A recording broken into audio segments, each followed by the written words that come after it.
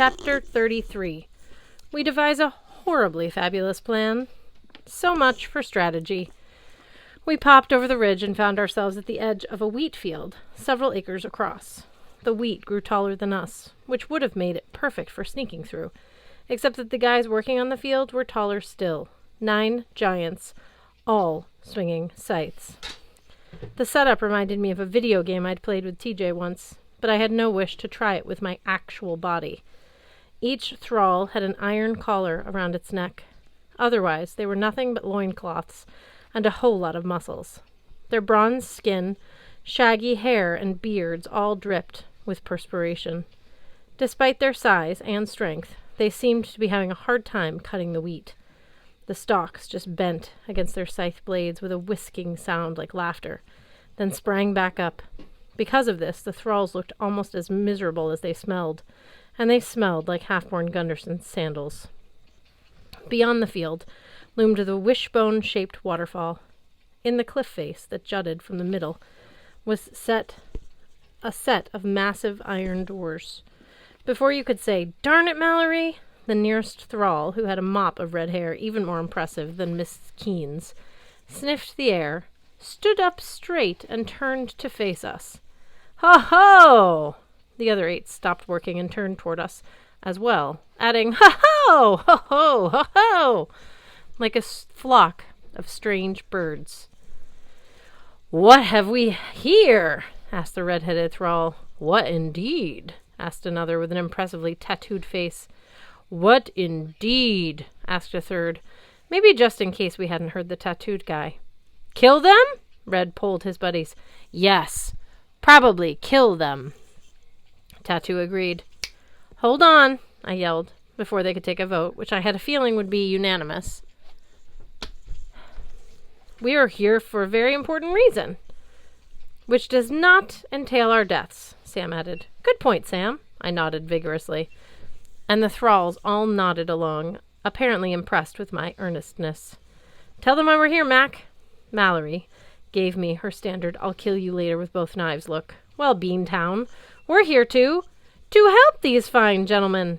The nearest thrall, Red, frowned at his scythe.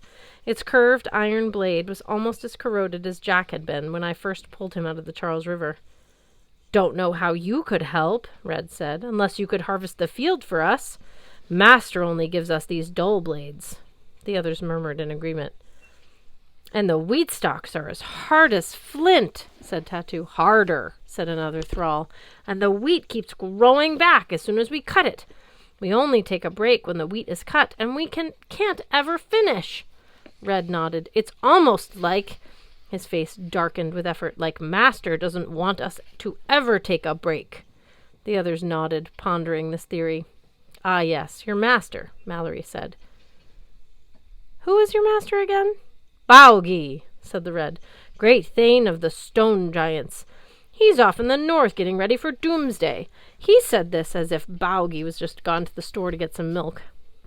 "He is a hard master," Valerie noted. "Yes," Tattoo agreed. "No," Red said. The others chimed in. "No, not at all. Kind and good." They glanced up suspiciously from side to side as if their master might be hiding in the wheat. Sam cleared her throat. "Does Baugi give you any other duties?"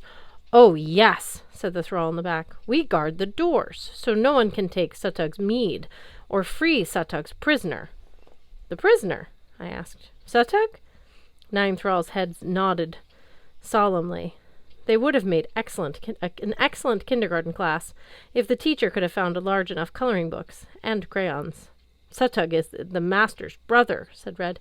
"He owns the mead and is the prisoner in the cave." Another thrall shrieked, "You're not supposed to say what's in the cave!"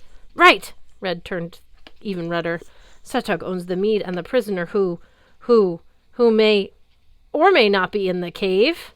The other thralls nodded, apparently satisfied Red had thrown us off the scent. "If anyone tries to get past us," said Tattoo, "we get to take a break from cutting wheat just long enough to kill the trespassers."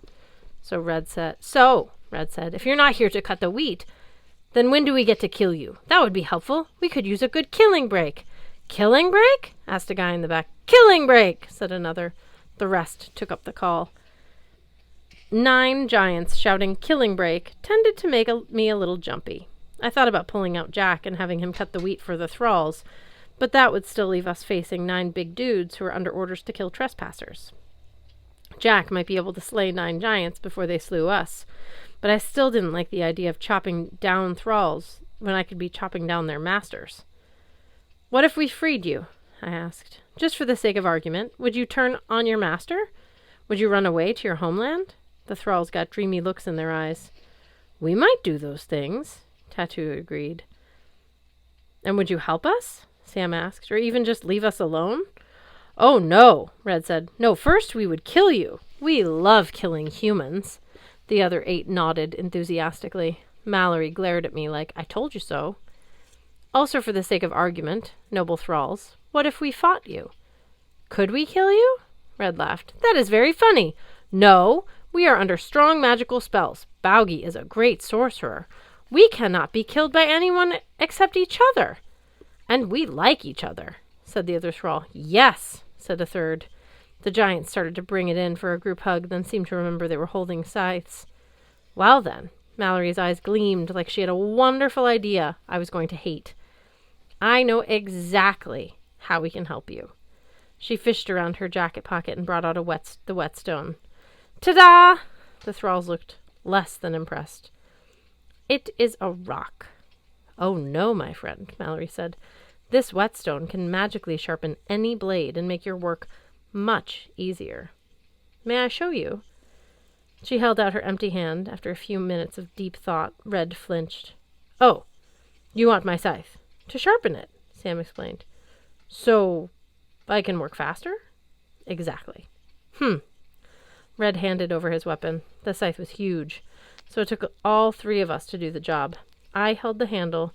Sam kept the top of the blade flat against the ground while Mallory scraped the whetstone along the edge. Sparks flew. Rust vanished. In a couple of passes, both sides of the scythe blade glinted like new in the sunlight. "Next scythe, please," Mallory said. Soon all 9 thralls had shiny, sharpened weapons. "Now," Mallory said, "try them out on your field." The thralls went to work, cutting through the wheat like it was wrapping paper. In a matter of minutes, they had reaped the entire field. "Amazing," said Red. "Hooray," said Tattoo. The other thralls cheered and hooted. "We can finally have water," said one. "And I can eat lunch," said another. "I have needed to pee for 500 years, said a third. "We can kill these trespassers now," said the fourth. I hated that guy. "Ah, yes," Red frowned at us. "Sorry, my new friends, but by helping us, you have clearly trespassed on our master's field. And so you are not our friends, and we must kill you." I wasn't a fan of giantish logic.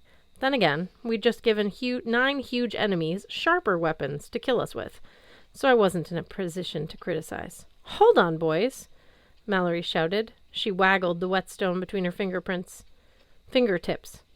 "Before you kill us, you should decide who gets the stone." Red frowned. "Who gets the stone?" "Well, yes," Mallory said. "Look at the field. It's already growing back." Sure enough, the wheat stubble was already at the giant's ankles. "You'll need the whetstone to keep your blades sharp," Mallory continued. "Otherwise, they'll just dull again. The wheat will eventually grow back as high as it was before, and you won't have any more breaks." "That would be bad," Red concluded. "Right," Mallory agreed. "You can't share custody of the stone either. It can only be owned by one of you." "Really?"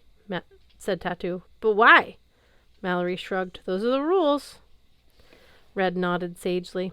"I think we can trust her. She has red hair." "Well then," Mallory said, "who gets it?" All 9 thralls shouted, "Me!"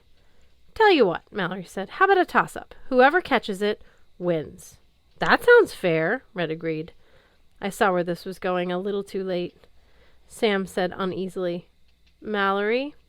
Mallory tossed the stone above the thralls' heads. All 9 rushed to catch it, piling onto another, holding sharp, long, awkward blades. In such a situation, what you end up with is a large pile of dead thralls. Sam stared wide-eyed at the scene. "Wow, Mallory. Did you have a better idea?" Mallory snapped. "I'm not criticizing. I killed 9 giants with 1 stone." Mallory's voice sounded hoarse. She blinked as if sparks from the whetstone were still flying in her eyes. I think that's pretty good for a day's work. Now come on.